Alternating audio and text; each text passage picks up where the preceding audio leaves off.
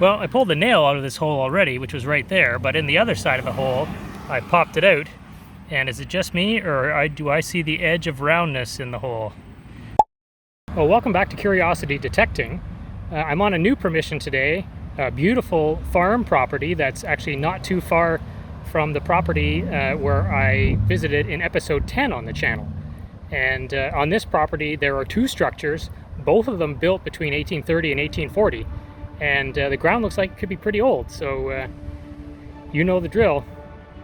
Let's swing a coil.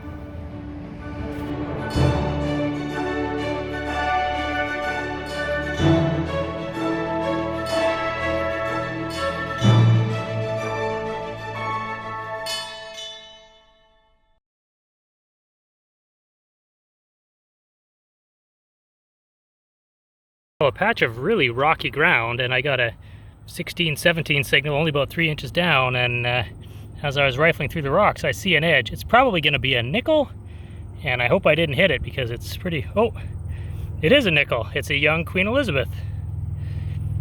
It's actually in pretty decent shape. Oh, and I did hit it. I gave it a little highlight there on the left. It looks like it's a 1964, actually in beautiful condition. Too bad I shined it up a bit with my shovel, but sometimes that happens in rocky ground. All right, beautiful nickel, and this is when nickels were actually made from nickel. All right, beautiful find. Let's see what else we can get. On to the next. Well, I pulled the nail out of this hole already, which was right there, but in the other side of the hole, I popped it out. And is it just me, or do I see the edge of roundness in the hole? I definitely see roundness. Let's see what we've got.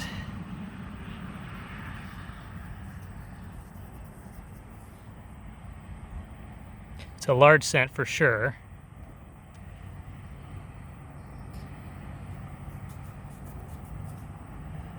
$1 Oh, it doesn't say Canada on it, so it's going to be pre-1901 or 1901 or earlier. Oh no, wait, it's 1910 or earlier. 1905. Oh my God, it's going to be an Edward VII. All right, I'm going to turn the camera off and clean this right up. Well, take a look at this absolutely wonderful 1905 King Edward VII large cent. So this is Queen Victoria's eldest son. He was born in 1841, and he waited 60 years to take the throne.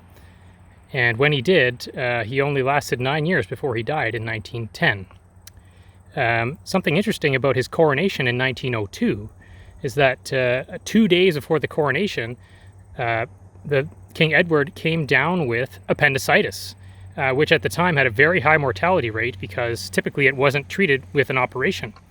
However, he was actually treated with an operation, and they drained a bunch of fluid out of his abdomen, and miraculously he recovered. This was in June 1902, and his coronation had to be postponed. Even though it was only 2 days away, it was postponed until August, and it went off without a hitch. So a fantastic coin, and you don't find them very often because he was only king for 9 years, so there wasn't very much opportunity to make the same volume of coins as his mother, Queen Victoria, or his son, George V. All right, thrilled to find this coin, and let's see what else we can find. On to the next. Like all detectorists, I dig up an awful lot of square nails, but this one looks different. It still rings up like iron, but look at the shine on this nail, and it was about 8 inches down, so it's not brand new. Is it alloyed with something else to make it stainless or resist corrosion? I'm gonna have to do some looking into this one. It's the shiniest gray shiny square nail I've ever found. Interesting. All right, on to the next. Well past the 8-inch mark. The top of that pinpointer is 8 inches plus some more. I dug out a relic. It's a spoon, and an unusual spoon. It looks old, for sure. Well, I'm going to get it cleaned up, and we'll be right back. This is old. Excellent. All right, let's see what we can get off the cleanup. Well, here it is cleaned up as much as I dare clean it up. So this was about 10 inches down, and I think this is a very old spoon.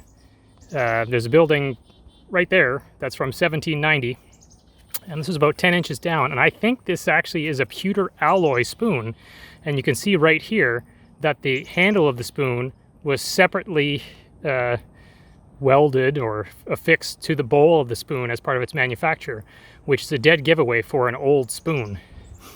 So I don't know exactly what age this is, but it's almost certainly 19th century and possibly earlier, but probably 1800s, and I would say probably the first half of the 1800s. But again, if you disagree and you have some insight, let me know in the comments below. Very happy with this relic. Fantastic. Let's get on to the next. Well, an astonishing distance down, I had a 20 signal, and that pinpointer is 8 inches plus how many more inches from this digger? Probably 12 inches down. And I found this. And once again, it's my trademark, a piece of an oil lamp. So through the magic of television, I will clean it up and you'll see it again right. Well, here's that piece of an oil lamp. It definitely looks like it was ridden hard and put away wet.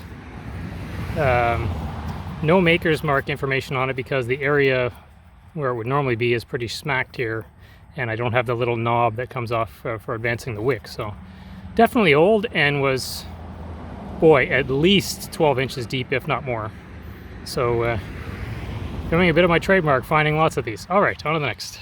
Well, I'm just by the foundation of the house and got a bit of a scratchy signal that had some high tone in it. And now I see why. It's big iron. But it's not just big iron, it's big handmade iron. So some kind of hitching hardware or something. Oh, it may even be bent over on itself. So I'll clean this up and see what we got. Well, the property owner, who is pretty well versed in all things horse and horse paraphernalia, has let me know what this is. Apparently, wood would have gone through this side and been on a carriage, and this is intentionally bent here, and there would be a chain that would hook through here and go to a leather strap that was on the horse. So it's for a horse to pull a piece of equipment or a plow or something. So this is intentionally shaped like this, and it's got some decent age to it. All right, on to the next.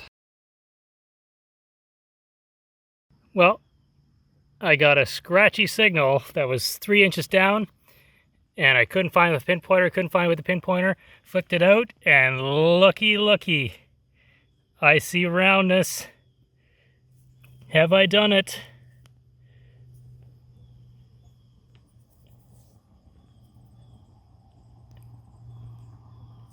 It's pretty chunky. I'll walk into the sun here.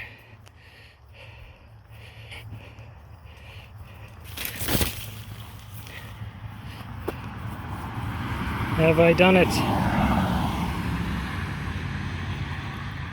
Is it a hold coin?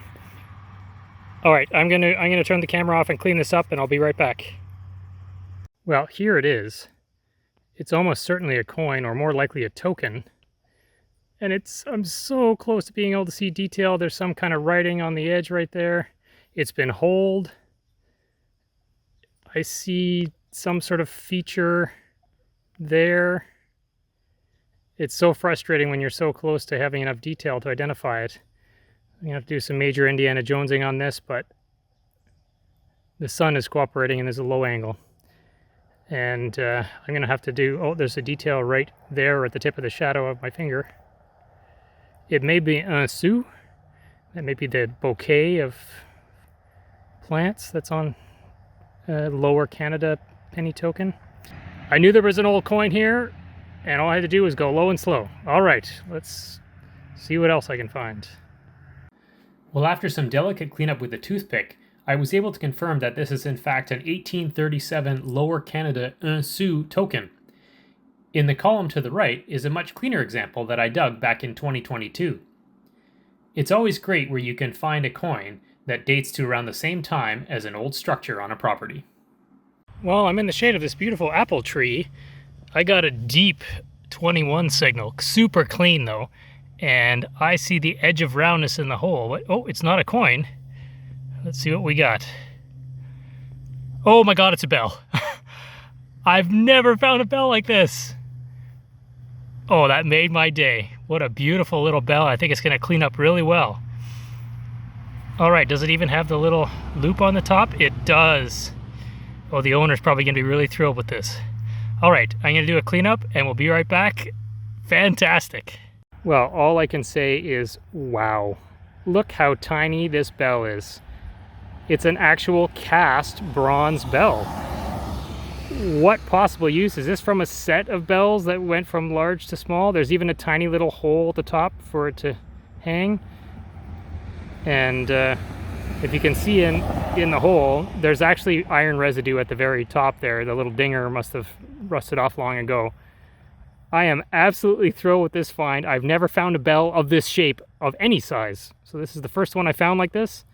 And this absolutely made my day. If anyone knows exactly what type of bell this is or its purpose, other than dinging, let me know in the comments below. There's also 2 small holes in it that may be part of the casting process. I'm not certain. Anyways, absolutely thrilled with this find, and let's see what else we can dig up. I'm literally just a few inches from the driveway, and I got a shallow, clean 1819 signal, and I see big roundness in the hole, too big to be a coin, obviously. And what are you? Is it another piece off an oil lamp? I'm not certain. Oh, it still has shiny on it. Maybe an oil lamp? All right, I'm going to do a cleanup, and we'll be right back. It looks ornate. Yeah. Well, talk about your ornate piece of brass. It has grapes on it. I think it's actually grape leaves, grapevines, and grapes. It's very thin. It's made of punched metal. But I think maybe I know what it is. Is this part of a, from a steamer trunk, the little ornament that would go around where the clasp would come through? This is just kind of a metal thing that was fit on the front, and the little hook would come through here and would close the front of a steamer trunk. I don't know. That's just an idea. But super thrilled with this. Look how fancy it is. If anyone has any ideas what this could be, leave a comment below the video. All right, I think I might be zeroing in on the old ground. On to the next. Well, I was chasing a low tone through this hole, and I started digging down, down, down into the plug, so only about maybe 2 inches down, I found this, and wow, it's a piece of chronal bell with petals on it. Look how beautiful that is. I can't believe how shallow this was. That bodes really well for finding other stuff in this area. So it's kind of an acorn type chronal bell. You can see the edge of one of the holes right there. Unfortunately, it's just a piece of it, but clear as day, a petaled chronal bell. There may even be some of the markings on it there, but super thrilled with that. All right, let's see what else we can dig up in this area. Well, another clean high tone, and don't look now, but I think I've done it again. I think this is another, yeah, it's another oil lamp part. So we'll do the magic cleanup and we'll be right back in 1 second. Well, here it is. This would be the top side of it, and these are the 4 little tines that would have the glass globe or chimney sit on the oil lamp. And this is just the very top of it. The whole wick mechanism is actually missing. So I don't have a hope of having any maker's information on it, but it looks like it has a pretty ornate these little claws here are pretty ornate, which is pretty cool. So definitely has some age to it. Probably, well, anywhere from the 1800s up till about, 1920s even. But I think this one's probably got some age to it. All right, on to the next. Well, it's always a great outing when you can find something that was on your bucket list, and that little tiny bell definitely qualifies. I was also very thrilled at how well that Lower Canada Bank token from 1837 cleaned up. I didn't expect it to respond so well to picking at it with a toothpick, but everything just kind of cracked off the surface, and it was great to see what was underneath. Big thank you to the property owners from both of the properties that I visited in this episode. It really makes it quite special when the owners also enjoy learning about the history of the finds and taking part in learning more about the property's history as well. If you enjoyed this video, hit the like button, subscribe, and hit the bell. And if you think someone else might enjoy it as well, feel free to share it with them. I've got a couple of great properties coming up that I haven't visited yet, and can't wait to bring you all along with me. Until then, be kind and stay curious.